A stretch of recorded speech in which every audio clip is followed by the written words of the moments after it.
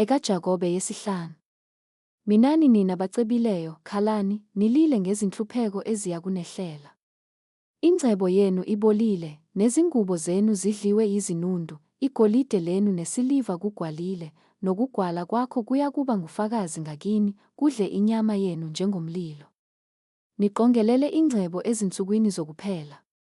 Bhekani, umvuzo wezisebenzi ezavuna amasimu enu eniwugodlileyo uyakhala, nokukhala kwabavunileyo kungenile ezindlebeni zeNkosi Sebawothi.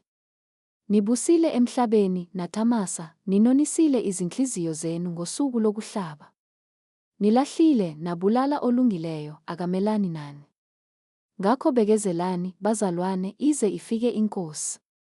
Bhekani, umlimi uyalindela isithelo somhlaba esiyigugu, ebekezelela sona, size sithole imvula yokuqala neyamuva. Bekezelani nani, niqinise izinhliziyo zenu, ngokuba ukufika kweNkosi kusondele. Ningavungamelani, bazalwane, ukuba ningahlulelwa. Bhekani, umahluleli umi ngaseminyango. Bazalwane, misani abaprofethi ababekhuluma egameni leNkosi babe yisibonelo sokuhlupheka nokubekezela. Bhekani, babusisiwe abakhuthazelayo, nizwile ngokukhuthazela kukaJobe, nibonile impetho yeNkosi ukuthi iNkosi inesihe esikhulu nesihawu.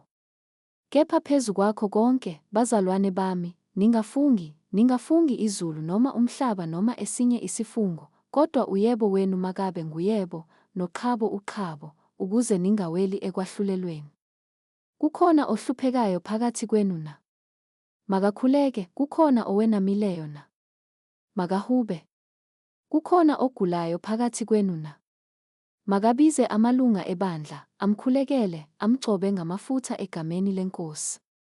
Umkhuleko wokukholwa uyakumsindisa ogulayo, iNkosi imvuse, noma enzile izono, uza kuthethelelwa zona. Ngakho, vumani izono omunye komunye, nikhulekelane ukuba niphulukiswe. Umkhuleko oqinileyo wolungileyo unamandla kakhulu. U-Eliya wayengumuntu efana nathi, wakhuleka nokukhuleka ukuba lingani, alinanga emhlabeni iminyaka 3 nezinyanga eziyisithupha. Wabuye wakhuleka, izulu lana imvula, nomhlaba wathela izithelo zawo. Bazalwane bami, uma omunye kini eduka eqinisweni, omunye ambuyise, yazini ukuthi obuyisile isoni ekudukeni kwendlela yaso uyakusindisa umphefumulo wakhe ekufeni, asibekele izono eziningi.